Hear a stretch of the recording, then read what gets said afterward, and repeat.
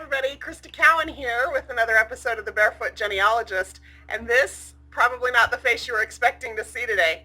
I think we'd advertised that Anne was going to be giving today's presentation, but she is actually on her way to Who Do You Think You Are Live, and so there were some scheduling conflicts, and so I've stepped in. It's a little bit last minute, but I think we're going to do okay. Today's topic is census records going beyond names and dates. So there's a few things that we're going to talk about. I'll use a couple of examples from some of your research, and then if you have questions, if you're watching this live, I'll be on chat afterwards for about 30 or 40 minutes, or maybe longer depending on how many questions you have. If you're watching this on an archived presentation, I'll give you the email address at the end of the presentation so you can ask questions and see if we can't make sure we make all of this really clear for you. Okay, let's dive in. So the first thing you're going to want to do is you're going to want to know what the columns mean on census records. Now, there are blank census forms, and I'll show you in a minute where to get those, but here's kind of the outline, right? If you go to the Learning Center on Ancestry and click on First Steps, then on the right-hand side, there's a paper and pencil link, and in there, we have all of the census forms. Here's what that looks like. Hover over the Learning Center, go to First Steps. Once you get there, you're going to click on this paper and pencil link here on the right-hand side. And then on the right-hand side here, we have all these charts and forms. One of those options is U.S. Census Forms. And when you click on that, we have their PDF files for every single one of the U.S. federal censuses, including, and I love this, the 1940 census, which comes out in 41 days. Okay, let me just show you what that's going to look like. So here's the 1930 census form that we've got downloaded here. And you can't read it like this. And if you're looking at this right now on your screen and it's really small, if you're watching this on live stream, hover over the center of the screen. You should have a full screen option. If you're watching this in YouTube, your full screen option is going to be down in the bottom of on the right. Make this full screen so that you can make sure you can see as much of what I'm showing you here as possible. Now you can, depending on what kind of a web browser you're using, or if you've downloaded this PDF directly into Adobe, you can then read each of these columns to know what they mean. And that's really important, we'll see here in a minute, because each of these columns have important information that will help you make sure that you're getting all the records about your ancestor.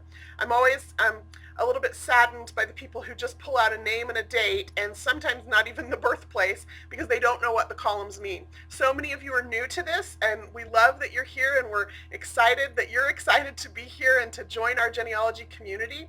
But if you don't know what the columns mean, you're missing out on lots of information. So again, you access those in the Learning Center under First Steps. Click on this paper and pencil link here, and then we have all these different kinds of forms, but the U.S. Census forms are all here, and you can look at them and decipher what each of those columns mean. When I first got started, I kept blank templates handy so that I always knew what those columns meant, so I knew what I was looking at. Okay, so that's that. Second thing I would recommend is to collect as many census records as you can. All too often I see some of you finding a census record for your ancestor and getting so excited about it, and then off you go with just that much information. We all know that census records are not always accurate. The census taker talked to whoever he could to get the information, and sometimes that was the head of household. Sometimes it wasn't. Sometimes it was it could have been a teenage child or the next door neighbor.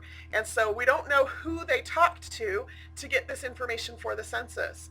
And so you never know how accurate or inaccurate that information might be. But if you collect as many census records as you can for your family, you can then start to compare and contrast the information in each, get a little bit closer to what the truth might be, and then go in search of other kinds of records, birth and marriage records, death records, military records, immigration records. All of those kind of build off of this bare bones of the census. Okay, and then my final piece of information just follows right along with that. Once you've done that, then you can figure out where to go next. So with that kind of a structure, let's just use two examples, or examples from two different families, to walk through what some things are that you might find on those census records and how I would use them if it was me doing this research. So one of you asked about your I think she said it was her great-grandparents, if I remember correctly. Their names are Morris and Ida Horowitz, and they have children Ruth and Bernard. So here are Morris and Ida Horowitz. This is the 1930 census in Brooklyn, which is in Kings County, New York. They are living in 1930 on Cleveland Street. That's written up the far left-hand side of this image, and it's written kind of sideways, so you have to tilt your head, or you can rotate the image if that's easier for you. And it looks like these are the house numbers, right? So 754, 756, 762. And there are two families living in this household, in this street address 754. So I would assume that that's probably a duplex, or maybe they're living with this other family in a single family home. It's without going and looking up the address, it's hard to know, but at least you start to get an idea of what's going on. Now the fact that Samuel Leibowitz owns the home, and the home's valued at $15,000, and Morris Horowitz here rents his home for $42 a month, leads me to believe that it's probably some kind of a duplex situation where it's a larger home, and then they're renting out part of it to this little family. Okay, so this information right here is about who owns or rents the home, what the home is valued at if they own it, or how much they're paying a month in rent. Now the 1930 census asked kind of a unique question that always just tickles me a little bit. It's whether or not the family owned a radio. And so if they did, there will be an R right here. You'll see there's a family up here that does not have that R listed.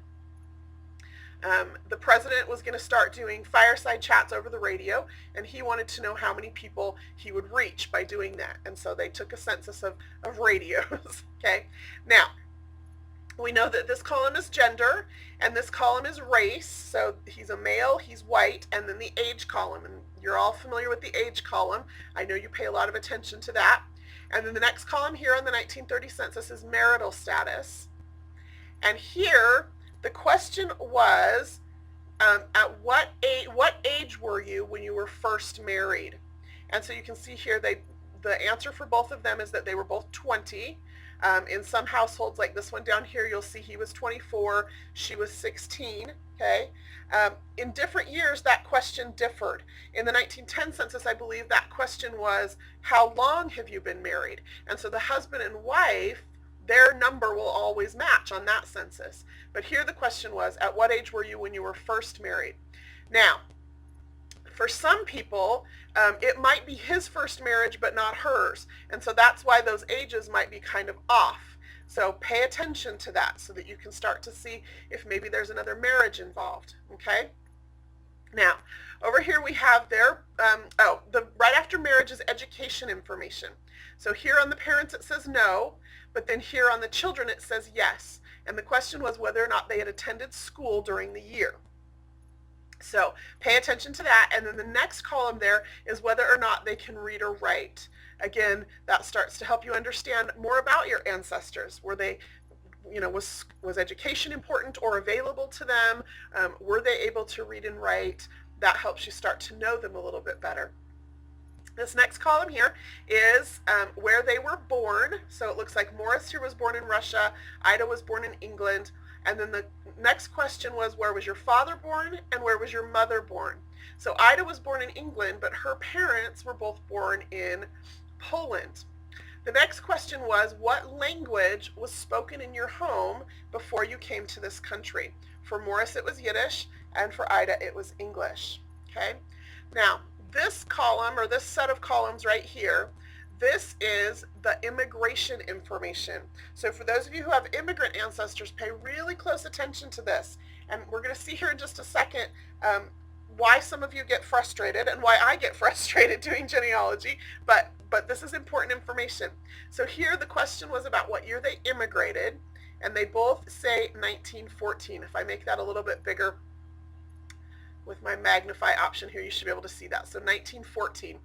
And then it says NA, which is their naturalization status. The options in that column are AL for alien citizen, PA, which means they've submitted their first papers or their declaration of intention to become a citizen, or NA, which means they have been naturalized. So again, that piece of information is really important because that will lead you to naturalization paperwork, and naturalization paperwork will lead you to immigration paperwork, which hopefully will lead you to a town or place of origin and possibly even relatives in the old country. So pay attention to that. Now, if we keep scrolling over, and this is what you want to do, like so few people scroll all the way over to the other side of the image, so keep going here, right? So Morris's occupation here is listed as carpenter, and he's a building carpenter, as opposed to, I assume, what I've seen is a house or a home carpenter. So he's a building carpenter, probably works as part of a construction crew. It's worth looking into there. Oftentimes there are union records from unions, so you can start to figure out what was their occupation, where were they working, what projects were they working on, and discover if possibly there's some employment or some union paperwork there.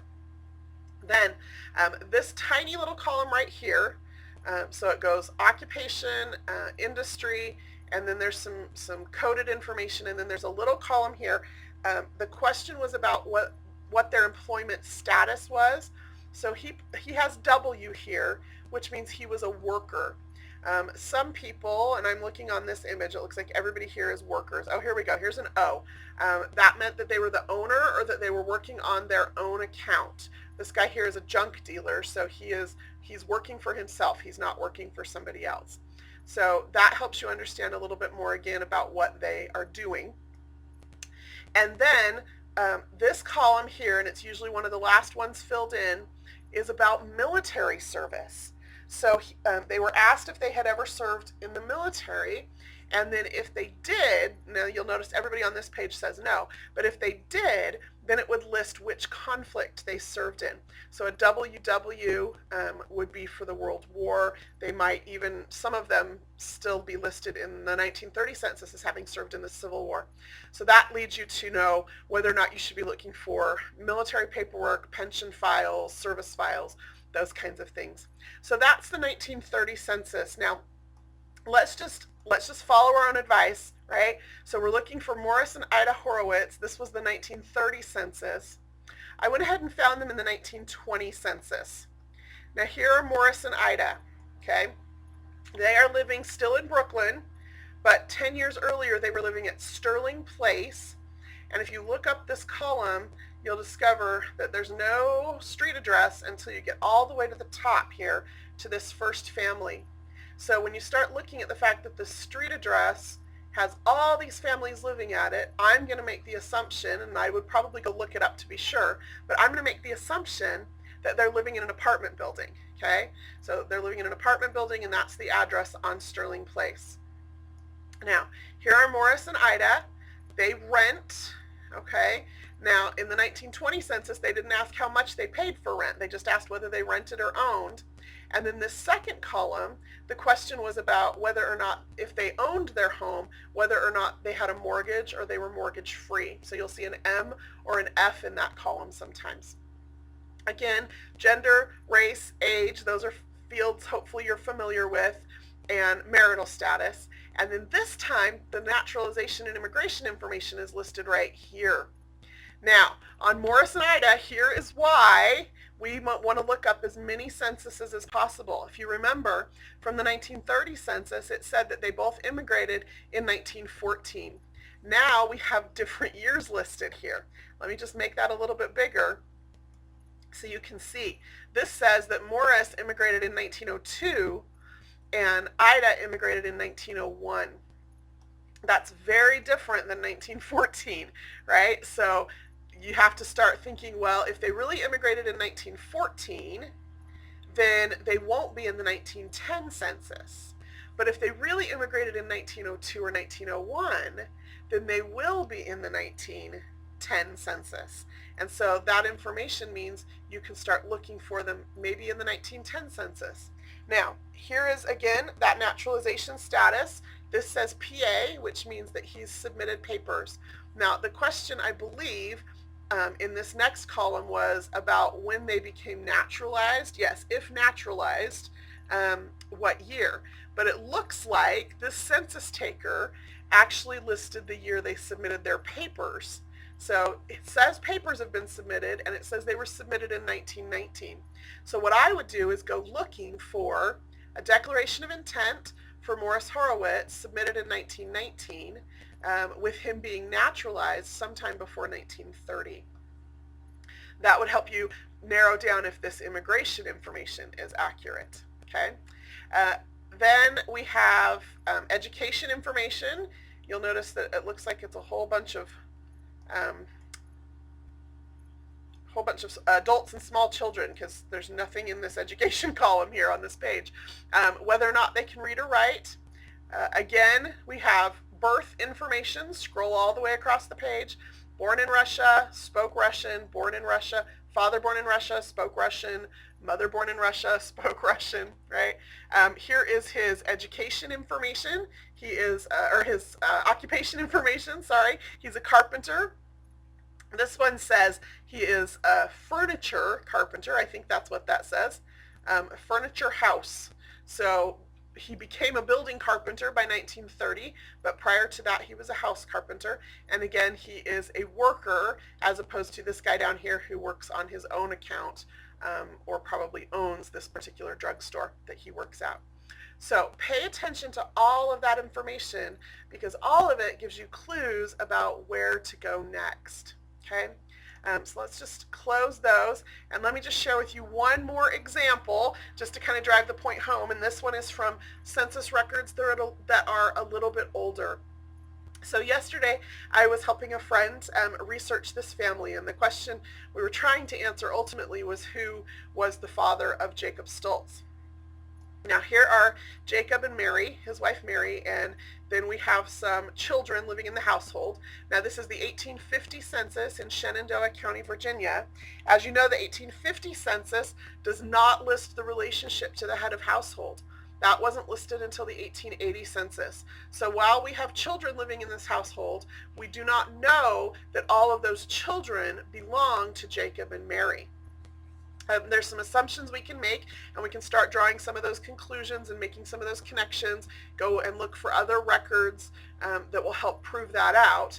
And so this gives us a great framework, but pay attention to that. Here we list the household number, which is different than the street address. So they didn't list the street address. They would simply list at the top of the page information about where, so this is the district in the county that they were enumerating, and then just start listing the numbers of the households and the numbers of the families. And so sometimes if you have multiple families living in a household, it would list that, but if not, you're just going to have, one household number and one family number, a list of everybody in the household, their ages and genders. Now, this is the occupation field. I find it interesting here that Jacob doesn't have anything listed. This field here is about how much their real estate is worth. Now that's important, because if they have real estate, and it doesn't list here that Jacob does, if they have real estate, you can start looking for land records. And then their birthplace over here. And then this information over here, these little tiny fields. Again, pay attention to some of those tiny fields. This first one, number 10 here, is if they were married within the year. So that's good to know, right? If they attended school within the year, again, you start to get an idea of some of their educational opportunities or interests or importance. And then this one is persons over 20 years of age. This is column 12. Persons over 20 years of age who cannot read or write. So you start to understand about their literacy. And then column 13, the question is whether they're deaf and dumb, blind, insane, idiotic, pauper, or convict, which seems like a lot of really broad strokes to put in one field, but there you are, okay? Now, One of the other things that I always recommend you do when you're looking at census records, especially census records prior to 1900, because it becomes really important to start to understand the construct or the way that the neighborhood is organized. Now, I start paying attention to the other surnames on the page. So the surname just above them is Kofelt, and if I remember correctly, one of their daughters married a Kofelt. So we start to see how the families start to intermingle. Here's this next family, and I haven't seen them, I don't think I've seen them in any other census than this one. And then just below them is another Stoltz family. Turns out that this Jacob and his wife Lydia, who did not just get married, because there's no check mark over here, right, but they've been married for a little while, but have no children yet, are actually the son of this Jacob and Mary. So you start to see families together in census records. So pay attention to all the other surnames on the page. Sometimes even use these little arrows, go back a page or two, go forward a page or two, start to understand. Now, here is the summary of what I want to tell you about this particular family. We found them in the 1860 census, where he has a occupation listed and some real estate and personal property value listed. We found them in the 1870 census. Oh, that's the son. Here we go, Jacob and Mary. Probably can't see that real well. Again, an occupation and some real estate value listed there. Every time their son Jacob and his growing family are enumerated on the same page, either in the very next household or in the very previous household. Okay. Now, when we went looking for the family in 1880, we looked at a few trees where people who had Jacob and Mary in their tree. And every one of the trees we looked at had this census attached. Now, I don't know if you've been paying attention. They were living in Shenandoah County, Virginia in 1850. They were living in Shenandoah County, Virginia in 1860. They were living in Shenandoah County, Virginia in 1870. And in every instance, the birthplace of both the parents and all of the children is listed as Virginia. Now what we found is every tree we looked at had this 1880 census record attached for Jacob and Mary. Here are Jacob and Mary, and their ages are correct, but they're living in Blair County, Pennsylvania. And if you scroll all the way over here, they were born in Baden, Germany, and their parents were all born in Baden, Germany. Now that doesn't make sense to me, okay?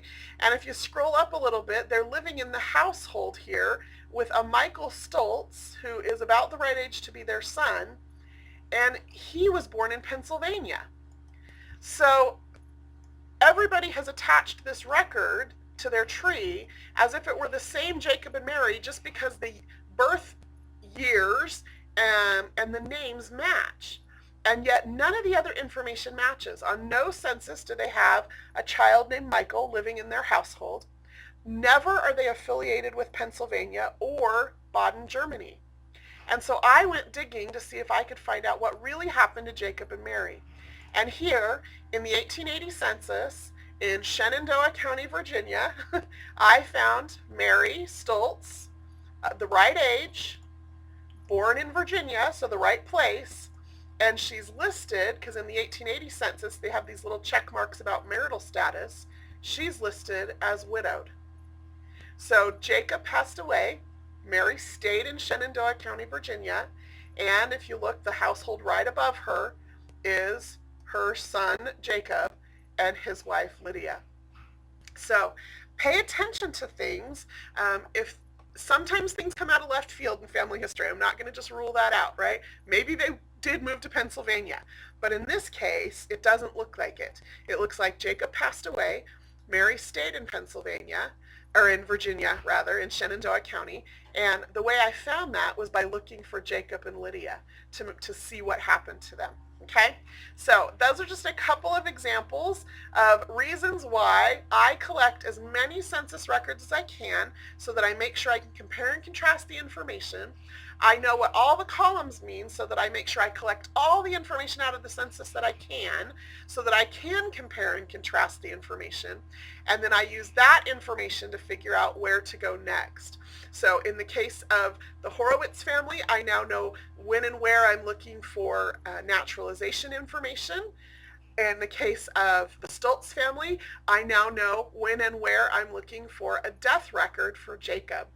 All of that information then was gleaned from gathering all of those census records, making sure I read all of the columns. Hopefully that was helpful. That's all we have time for today. It just always amazes me how fast our time goes. I will be on chat here on live stream. If you're watching this live, I will hop on chat here as soon as we're done. If you don't get your question answered, or if you have other questions, things that you'd like us to focus on in other episodes of our live stream broadcasts, please feel free to email us at ask@ancestry.com. We do read all of those emails. We're not able to reply to them all because we get hundreds and hundreds, but it helps us know what you're working on, and you just never know. You might be featured in our next episode. This is Crista Cowan. Until next time, I hope you have fun climbing your family tree, no matter which direction you're going.